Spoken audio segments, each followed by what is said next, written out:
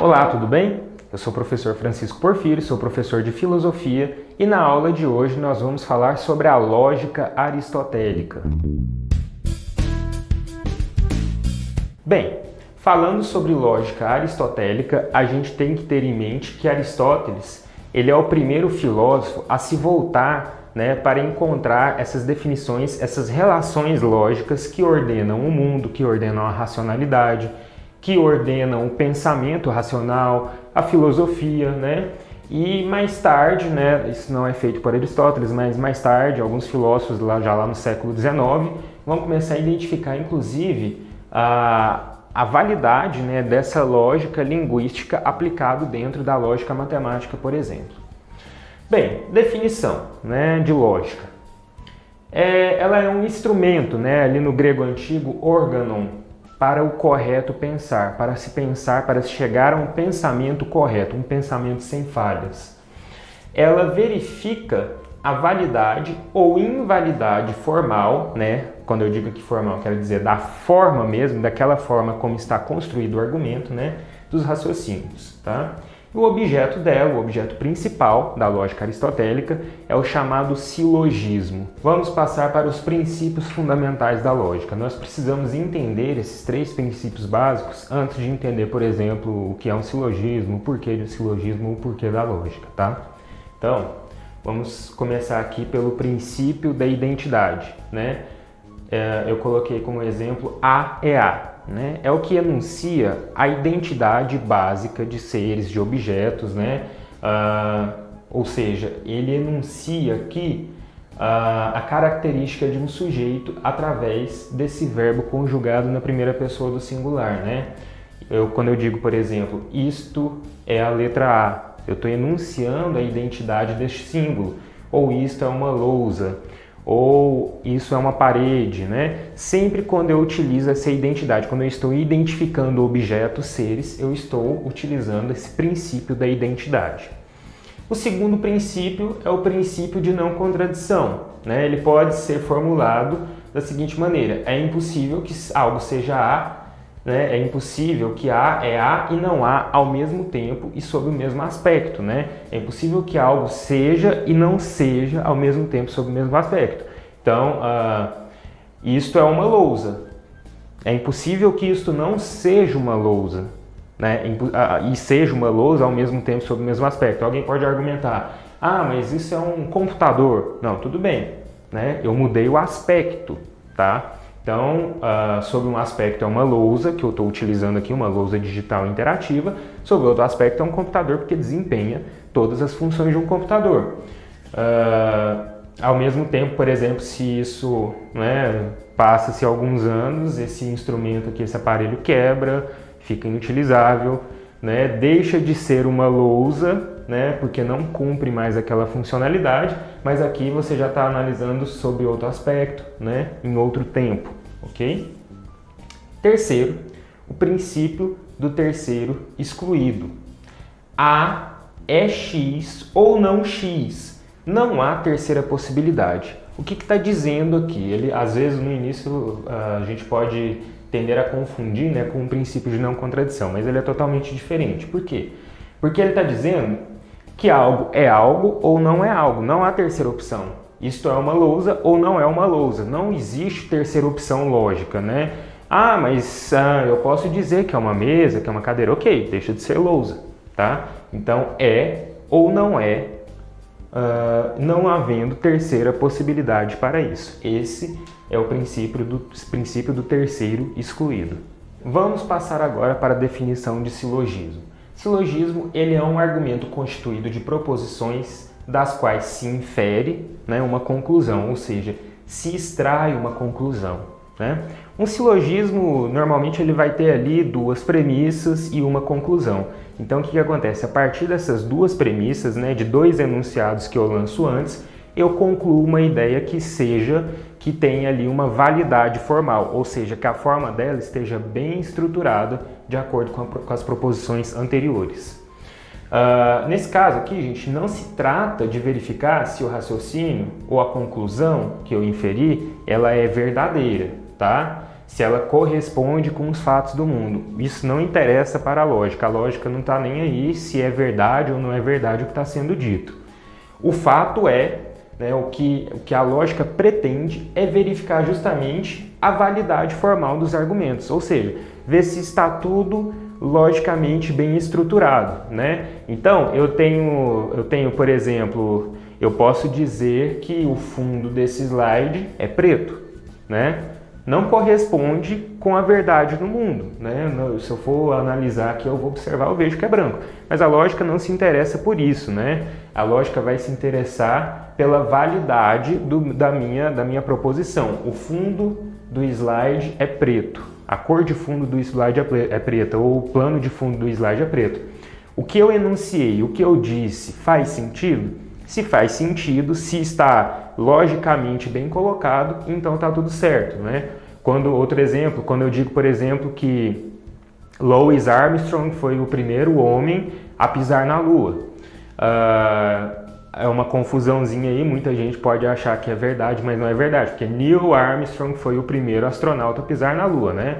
Louis Armstrong foi um trompetista de jazz, né? Foi um saxofonista de jazz. Então, a confusão do nome aqui, depois que a gente analisa essa confusão, a gente vê que não tem validade, que tem validade formal, né? Quando eu digo Louis Armstrong foi o primeiro homem a pisar na Lua, vocês entendem o que eu disse, mas não corresponde com o fato do mundo, porque é uma mentira, porque é falso, porque não aconteceu assim.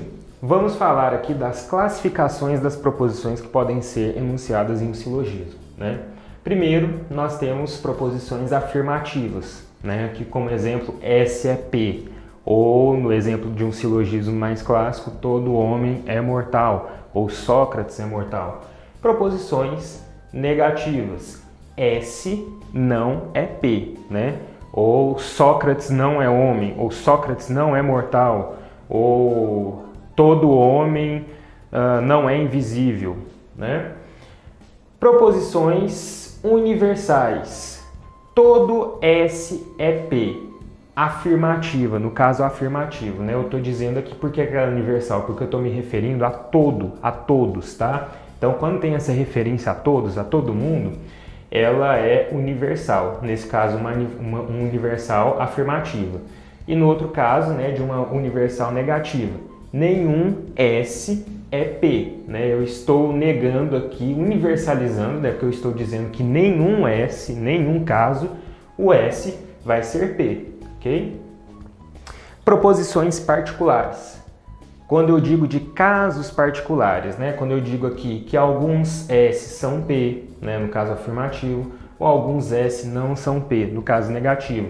Eu estou dizendo de alguém, de alguns, de um número restrito, tá? Eu não estou universalizando como eu faço aqui com um todo. Eu estou restringindo.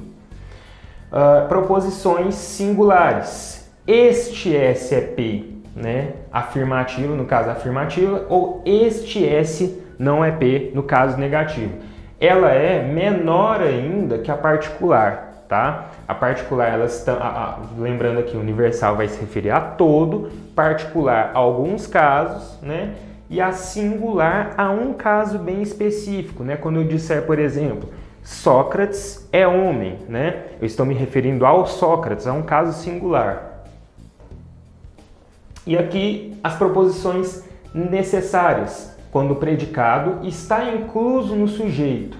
Todo triângulo tem 3 lados. Existe alguma forma de um triângulo não ter 3 lados? Não que a gente conheça, né? Não racionalmente, né? Matematicamente impossível um triângulo não ter 3 lados. Se não tem 3 lados, não é um triângulo. Então, ela é necessária, é algo necessário, que acontece daquela maneira e somente daquela maneira. Todo círculo é redondo, por exemplo, né? Qualquer afirmação desse tipo é uma afirmação necessária. E as não necessárias ou impossíveis, quando o predicado jamais poderá ser atributo de um sujeito. Nenhum triângulo tem 4 lados, né? É uma proposição necessária ou impossível, né? Em outro caso da lógica, a gente poderia inclusive dizer que é um absurdo, porque é algo, seria um absurdo afirmar isso, desculpem, porque é algo que não acontece. Se eu falar um triângulo tem 4 lados, isso é um absurdo lógico. As proposições possíveis, né? Elas são possíveis, elas podem acontecer, mas não são necessárias, não acontecem só dessa maneira, tá? O predicado pode ou não ser atributo. Todos os homens são justos. Olha, nem todos, a gente sabe que nem todos os homens são justos, né? Isso daqui é uma possibilidade de que todos os homens fossem justos, né? Há essa possibilidade, por exemplo, todos os homens são bons, todos os brasileiros são honestos. Existe a possibilidade lógica, mas não quer dizer que ela aconteça daquela maneira. Não é o caso aqui do triângulo, que só pode acontecer dessa maneira. No caso da composição do silogismo, veja bem, o silogismo ele vai sempre ser composto de, no mínimo, duas proposições, das quais é extraída uma conclusão, né? Lembra daquele termo inferência, né? A gente infere uma conclusão a partir das proposições. É necessário que entre as premissas, né, que a gente nomeia aqui por P, haja um termo que faça a mediação, né? Um termo médio, sujeito de uma premissa 1 e predicado da premissa 2 ou vice-versa. Como assim, professor? Já vou explicar. Olha só, olha esse exemplo. A é B, premissa 1. C é A, premissa 2. Logo, ou seja, a conclusão, a inferência, B é C. Veja bem, eu disse aqui que A é B, né? Sujeito A, eu atribuí o predicado B. Logo embaixo, eu disse que C é A, ou seja, eu utilizei o sujeito da premissa 1 como predicado da premissa 2. Né? Eu disse que C é A, ok? Qual que é a inferência disso? B é C, porque se A é B e C é A, né? Olha só a transição aqui. C vai ser igual a B. Não há outra possibilidade além dessa nesse silogismo. O termo médio aqui, gente, é A, né? O sujeito numa frase e predicado na outra não aparece na conclusão. Então, olha só, esse terminho médio que eu utilizei aqui, né? No caso aqui o A, ele não vai aparecer na conclusão. O silogismo, se ele não seguir essa ordem, se ele não seguir esse padrão, ele se torna um silogismo inválido. Como, por exemplo, se a minha conclusão não partir de um elemento, né, que seja de um termo que seja sujeito em uma e predicado em outra, por exemplo, o silogismo vai ser inválido. Ou se eu tirar esse termo médio, A, né, que eu nomeei aqui de A no caso, para a conclusão, se eu concluir através dele, né, se eu utilizá-lo na conclusão, meu silogismo também está inválido. A gente vai ver algumas formas de silogismo, alguns exemplos de silogismo mais palpáveis, para que isso possa ser entendido melhor. Bem, existe também uma relação lógica que coordena as proposições, né? Então essa relação ela é mantida entre as proposições para que tudo dê certo. Primeiro, nós podemos identificar proposições contraditórias. Quando se diz que todo S é P, por exemplo, e alguns S não são P, ou nenhum S é P, e alguns S são P. O que isso quer dizer? Olha só. Primeiro eu disse que todo S é P. Né? Todo homem é mortal. Todos. Universalizei, generalizei. Diz que todos eles são mortais. Depois eu venho e digo, alguns homens não são mortais. Ou nenhum homem é mortal. Ou alguns homens não são mortais. Né?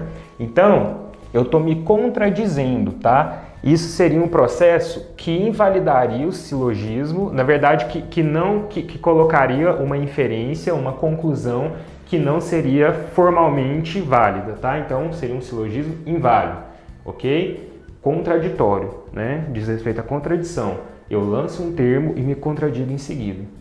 As proposições contrárias, quando se diz que todo S é P e nenhum S é P, ou alguns S são P e alguns S não são P, né? Elas são tão contraditórias quando, na verdade, não há nenhuma contradição. Há uma contrariedade mesmo, porque ao mesmo tempo eu disse que todo S é P e nenhum S é P, né? Elas são totalmente opostas. Se elas estão no mesmo silogismo, isso invalida a forma do silogismo, tá? Então elas são contrárias. Afirmar, né? Lembra do princípio de não contradição. É impossível que algo seja algo e não algo, né? Há e não há ao mesmo tempo. Então, se eu afirmar e negar aquilo ao mesmo tempo, sob o mesmo aspecto, eu estou enunciando proposições contrárias. Eu posso cair aqui no erro da contradição, ok? E as proposições subalternas? Quando se diz que todo S é P e alguns S são P ou nenhum S é P e alguns S não são P, né? Essas aqui, elas não se contradizem, porque olha só, eu afirmo todo S é P e alguns S são P, né? Elas se combinam, tá? Uma não anula a outra. O que não pode acontecer, por exemplo, é eu colocar no mesmo, né, no mesmo silogismo ali. Primeiro eu afirmar que todo homem é mortal e depois eu colocar que somente alguns homens são mortais. Então não há essa nulidade, né, de cara, ela não anula de cara uma a outra, mas também elas não podem ser mantidas juntas no mesmo silogismo. Vejam bem, trouxe aqui alguns exemplos para a gente analisar, né? O silogismo, o exemplo mais clássico de silogismo utilizado em aulas de filosofia, em aulas de lógica: todo homem é mortal, Sócrates é homem, logo Sócrates é mortal, né? Olha só a estrutura. Premissa 1, universal generalizado ali, né? Todo homem é mortal. Premissa 2, um caso específico, Sócrates, né? Sócrates é homem, ok? Logo, conclusão que eu tiro disso, Sócrates é mortal. Ou seja, veja bem, olha a estrutura aqui, né? Na minha premissa 1, eu tenho todo homem como sujeito e mortal como predicado, né? Todo homem é mortal. Olha só, sujeito, predicado. Olha embaixo, Sócrates é homem, né? Então eu utilizei aqui o sujeito lá de cima como meu predicado aqui embaixo, né? Então lembrem-se que até agora está válido, né?